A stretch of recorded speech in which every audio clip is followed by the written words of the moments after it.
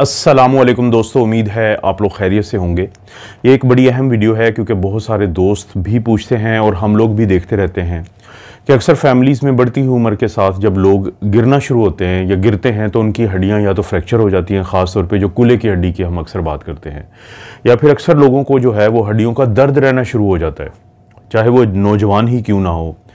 तो फिर जहन में एक सवाल पैदा होता है कि क्या ये हड्डियों की कमज़ोरी है, क्या ये हड्डियों की जो पावर होती है, ताकत होती है, उसकी कमज़ोरी है। बिल्कुल दोस्तों, हड्डियों की ताकत जो है वो उसको हम अगर हम उसको टेस्ट करना चाहते हैं तो एक उसकी हम डेंसिटी देखते हैं, जिसको हम कहते हैं बोन मिनरल डेंसिटी या BMD। अगर आपकी हड्डियां कमज़ोर हैं, अगर आपकी हड्डियों की जो ताकत है वो कम है, तो इसका मतलब है कि ना सिर्फ ये कि आपको अक्सर दर्द रहेंगे, बल्कि अगर खुदा ना खास्ता कोई आप गिर जाते हैं और आपकी उम्र ज़्यादा है तो फ्रैक्चर भी हो जाएगा। और आपकी फैमिलीज़ में ये चीज़ें होती रहती हैं।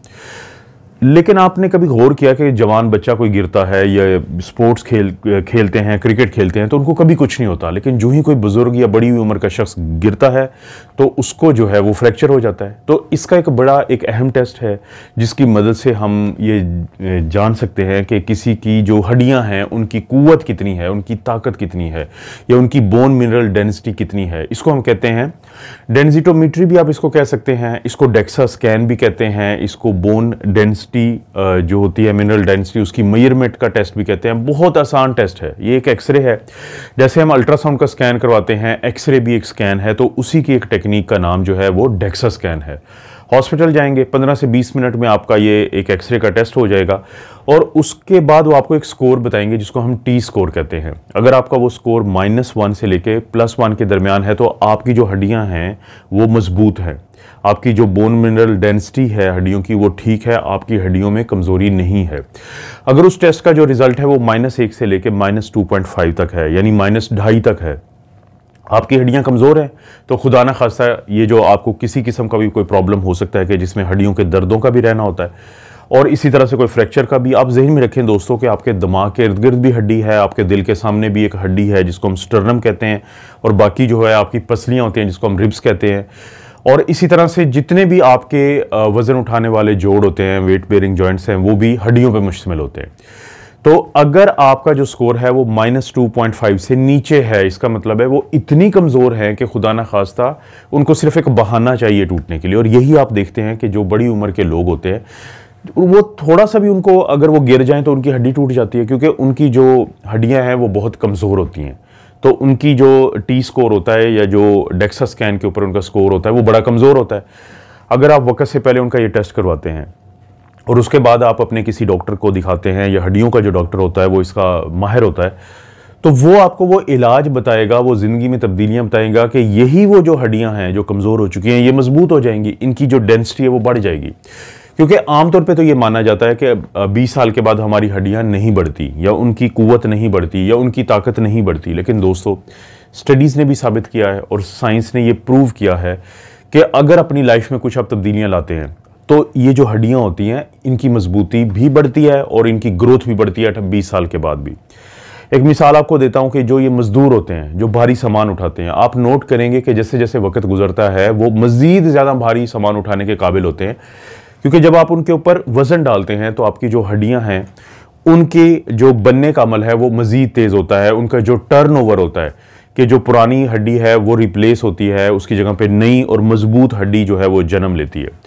तो इसीलिए उम्र जितनी भी हो, लेकिन जो स्ट्रेंथनिंग एक्सरसाइजेज हैं, जो वज़न डालने वाली एक्सरसाइजेज हैं, किसी भी ट्रेनर के ज़ेरे निगरानी के आहिस्ता आहिस्ता उनको बढ़ाया जाए। ये बहुत अहम है आपके लिए और आपके बुज़ुर्गों के लिए कि बढ़ती हुई उम्र के साथ हम कहते हैं कि जी अब आपने वज़न नहीं उठाना, लेकिन ये जो एक्सरसाइजेज होती हैं जिसको हम स्ट्रेंथनिंग एक्सरसाइजेज कहते हैं, वज़न उठाने वाली एक्सरसाइजेज कहते हैं, ये ज़रूरी हैं। ये है असूल नंबर 1 अपनी इन हड्डियों को या इसकी जो डेंसिटी है उसको मजबूत करने का। अब हम जाते हैं असूल नंबर 2 की तरफ। असूल नंबर 2 ये है कि ये जो हड्डियां बनी हुई होती हैं इसमें सबसे अहम जो चीज़ होती है वो कैल्शियम होती है। अगरचे कैल्शियम और फास्फोरस मिलके ये पूरी हड्डियों को बनाती हैं, लेकिन कैल्शियम का बहुत अहम रोल है। इसलिए हम लोगों को कहते हैं कि आपकी उम्र अगर 50 साल से कम है, यानी 19, 20 और 50 साल के दरमियान है, तो एक दिन में आप 2500 मिलीग्राम जो है वो कैल्शियम लें। लेकिन अगर आपकी उम्र 50 साल से ज़्यादा है तो आप 2000 मिलीग्राम जो है, यानी 2 ग्राम जो है वो एक दिन के अंदर कैल्शियम लें। कैल्शियम दूध में भी होता है, कैल्शियम मुख्तलिफ खानों के अंदर भी होता है जो शामिल किया जाता है। कैल्शियम जो है वो जितनी भी ये सब्जियां होती हैं, फल होते हैं, उनके अंदर भी होता है। लेकिन दोस्तों एक और बहुत अहम बात है कि जो कैल्शियम आप खाएंगे, जब वो आपकी खुराक की जो नाली होती है, जो आंतें होती हैं, उनसे वो अंदर एब्जॉर्ब होगा या जज़ब होगा, तो उसके लिए ज़रूरी है कि आपका विटामिन डी आपके जिस्म में मौजूद हो और उसकी कमी ना हो। तो इसलिए अपना विटामिन डी आप चेक करवाएं। अगर वो कम है तो अपने डॉक्टर से मशवरा करके विटामिन डी की टैबलेट आप ले सकते हैं, सप्लीमेंट ले सकते हैं। यानी एक दिन में हमारे जिस्म को ज़रूरत होती है 400 इंटरनेशनल यूनिट एक दिन में, तो ये आप उनसे मशवरा कर सकते हो। और अगर उम्र ज़्यादा है तो 600 इंटरनेशनल यूनिट चाहिए होते हैं। ये विटामिन डी का रोल है कैल्शियम के साथ इन्हीं हड्डियों के लिए। और जब एक दफ़ा हमारे जिस्म में कैल्शियम जो है वो खून में आ जाती है तो उसको हड्डियों तक पहुंचाने का जो काम है वो विटामिन के सर अंजाम देता है। तो अगर आपको विटामिन के की कमी है तो फिर प्रॉब्लम हो जाएगा कि कैल्शियम मौजूद होने के बावजूद वो आगे जो है उसकी मुंतकिली जो है वो बहुत ज़रूरी हो जाएगी। तो पोटेशियम किस में होता है, विटामिन के और पोटेशियम किस में होता है? विटामिन के ख़ास तौर पे, क्योंकि अक्सर लोग इन दोनों को कन्फ्यूज़ कर देते हैं। तो विटामिन के जो है वो सब्जियों में होता है, वो फिश में होता है, वो एग में होता है, वो आपके जो ये दालें होती हैं, नट्स होते हैं, इन सब में जो है विटामिन के मौजूद है। फल और सब्जियां ज़्यादा खाएंगे, फिश लेंगे, एग लेंगे, हफ्ते में एक दफ़ा आप रेड मीट जो मटन और बीफ है वो लेंगे तो आपको विटामिन के की भी कमी नहीं होगी। तो बहुत सारे दोस्त कहते हैं कि हम कैल्शियम का लेवल चेक करवा लेंगे। देखें दोस्तों, जो कैल्शियम होता है वो 99% आपकी हड्डियों के अंदर मौजूद है। अब आपने ब्लड का टेस्ट करवाया, जैसे ही कैल्शियम की कमी होती है तो हड्डियों से जो कैल्शियम है वो बाहर आ जाता है। आपको हो सकता है कि टेस्ट जो है कैल्शियम का वो नॉर्मल मिले, तो इसका फिर क्या हाल है कि डेक्सा स्कैन, ये जो मैंने पहले एक टेस्ट की बात की कि आप बीएमडी बोन मिनरल डेंसिटी का टेस्ट करवाएंगे तो वहां से आपको अंदाजा हो जाएगा कि अगरचे आपका कैल्शियम का लेवल पूरा है लेकिन वो हड्डियों से आ रहा है, तो हड्डियां भुरभुरी हो रही हैं, हड्डियां जो हैं कमजोर हो रही हैं, जिसको हम ऑस्टियोपिनिया कहते हैं। तो आपको कैल्शियम, विटामिन डी और विटामिन के जो है उसकी कमी नहीं होने देनी, ये दूसरी बात है। तीसरी और अहम बात यह है दोस्तों कि विटामिन सी का बहुत अहम रोल है, क्योंकि हड्डियों के अंदर जो कोलेजन होता है उसके बनने में जो कुव्वत अता करता है हड्डियों को, तो विटामिन सी का बहुत अहम रोल है।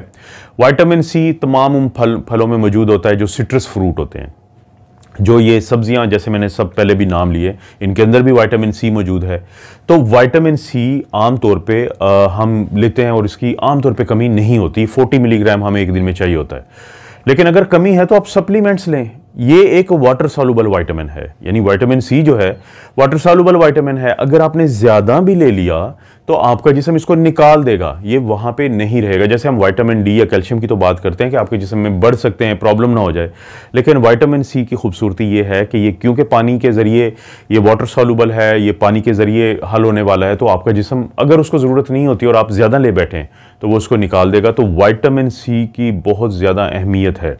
यानी अभी तक हमें पता चला है कि एक्सरसाइजेस, जो वेट बेयरिंग जिसको हम कहते हैं, किसी ट्रेनर, किसी मेडिकल का जो बंदा है उसकी ज़ेरे निगरानी करें ताकि आहिस्ता आहिस्ता बढ़ाया जाए आप उस एक्सरसाइज को।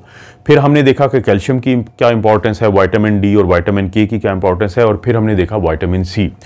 लेकिन कभी दोस्तों आपने नोट किया है कि जो लोग एक्सरसाइज करते हैं, जिम जाते हैं, तो उनको कहा जाता है कि वो हाई प्रोटीन डाइट लें, क्योंकि जब आप हाई प्रोटीन डाइट लेंगे, आप फिश लेंगे, आप हफ्ते में 1 से 2 दफ़ा रेड मीट लेंगे, आप रोज़ाना 1 या 2 एग लेंगे, तो उसके अंदर प्रोटीन ज़्यादा होती है, ख़ासतौर पे अंडे की सफ़ेदी में।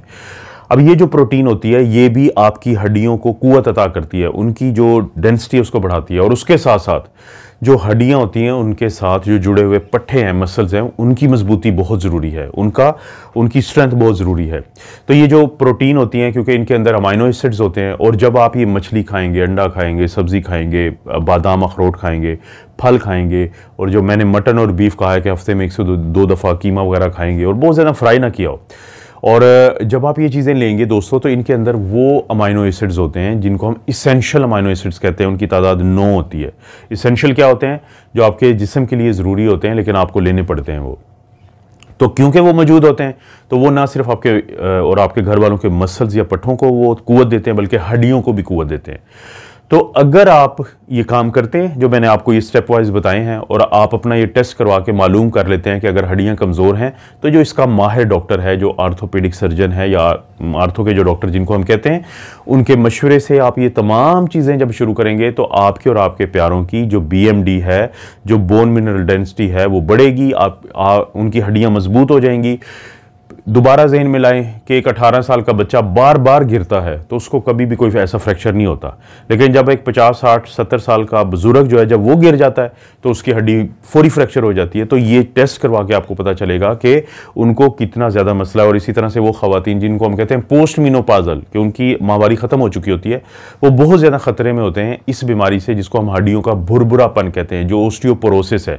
उसको भी कैसे आप वो कैसे पहले पकड़ सकते हैं, इसी टेस्ट के ज़रिए। दोस्तों ये एक तो थोड़ी बुनियादी मालूमात थी, मज़ीद आपको वीडियोस मिलते रहेंगी।